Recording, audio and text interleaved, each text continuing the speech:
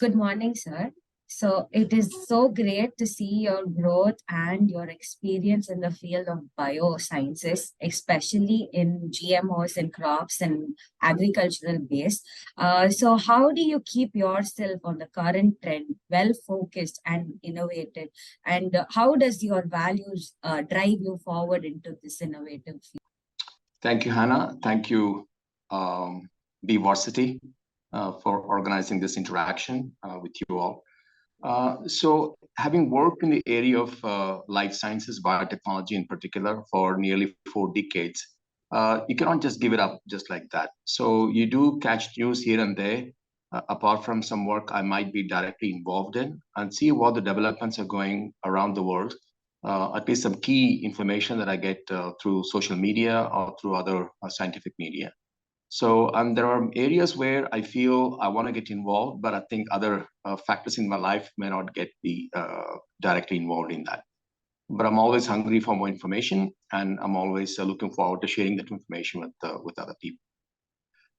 And what drives me with that such a drive? Well, it's basic fundamental principles that I've had the fortune of learning throughout my childhood, coming from an agricultural family in a village about 2.5 hours journey from Bangalore, which I'm constantly in touch with.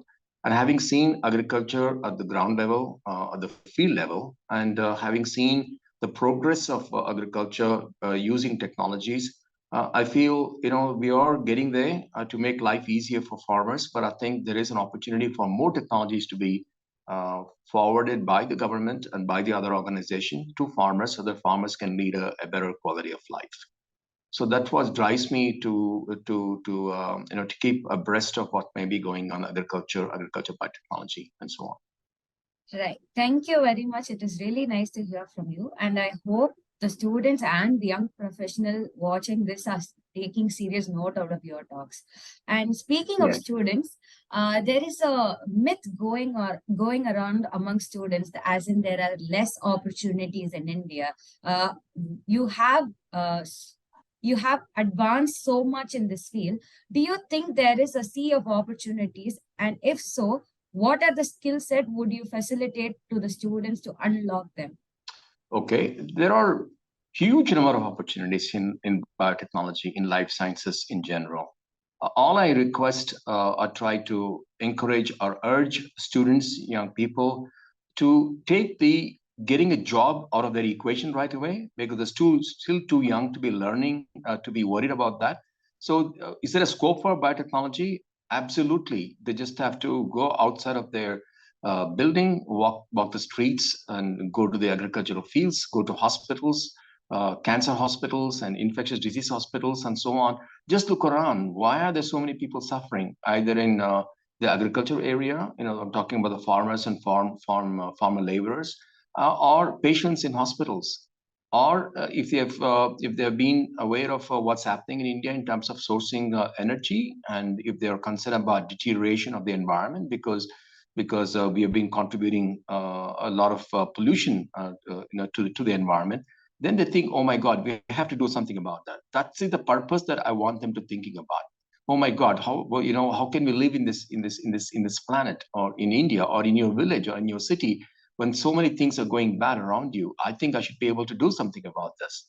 Because they're young, I'm sure they're going to grow in their life. They probably will get married, and they'll probably have their children. And they need to ask themselves, do I want to be brought up myself in this environment, and even more serious, do I want my children to be growing in this deteriorating environment? So that's when sort of a larger purpose in life gets instilled in their mind, and then they will start looking at courses that they think or skills they think is important for them to progress in. Once they have mastered that, then employers will come after them. Excuse me. So they don't have to be hunting around for jobs. I think they will be known, and the potential employers will come for these bright students who understands the basic reality of life in agriculture, in health, in energy, in environment. Thank you very much, sir, for your insight. So finally, this is an event called as BioConclave, and it is all about celebrating biotechnology. So by Bversity's theme, I would like you to share about something on how you would, like celebrate biotechnology according to you. And something that came up recently or caught with the trend or some any sort of an information or a motivation to the student community in celebrating biotechnology from yours to ours would be really great. Okay, thank you, Hannah. If each and every student is having a fairly comfortable life as they're sitting there in their classrooms or as they're sitting at home or hospitals and all that, that's because they're celebrating already biotechnology, life sciences, progress in science. They just have to realize where did the things that they drink or they eat and then they enjoy, the healthcare they have, that's all because of not just traditional sciences, but also modern sciences in biotechnology. So, I mean, you take anything, for instance, when you get up in the morning all the way till the time that you go to bed, there's so many products that we use. Where did these products come from? I'm not talking about communication products like cell phones. Okay, cell phone, everybody now cannot live without cell phone.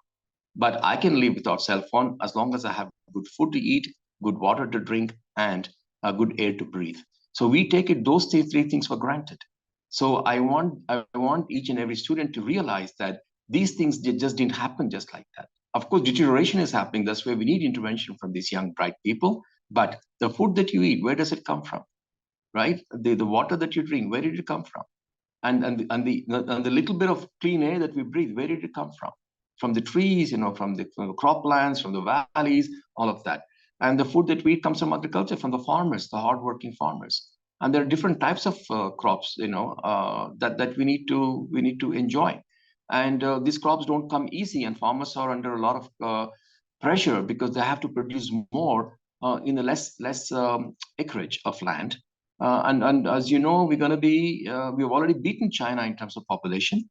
I think we're going to be right now 1.4 something. We're going to be 1.5 billion by 2030, and by 2050 we're going to be earlier than that. We're going to be 1.6 billion or something.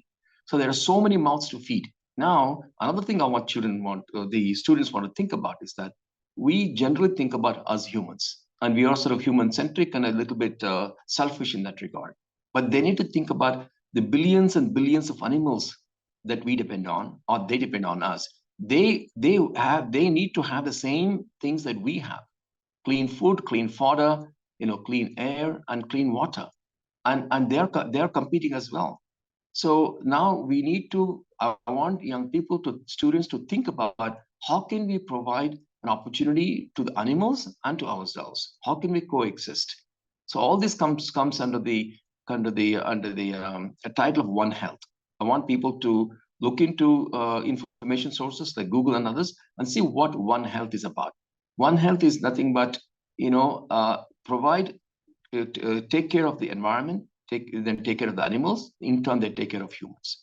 So if this is something that they can help them to look forward to their progress in careers, and I think that'll be very good. Thank you. Okay, so to finish the talk, you can address BioConclave and Bversity and your views about it. I'm sorry, can you repeat the question, please? What should I address? Okay, so wrap it all up. You can address the BioConclave 23 and Bversity and its works, and we can just finish the talk right there. Yes, I think Bversity led BioConclave. I think it's a great step moving forward. It's going to be very helpful for the students who are going to be benefiting from this particular conclave. They need not get worried about future. They just have to keep their eyes open. I want them to look around, see what is there good and what is there bad, and see what is it they can do to convert bad to good.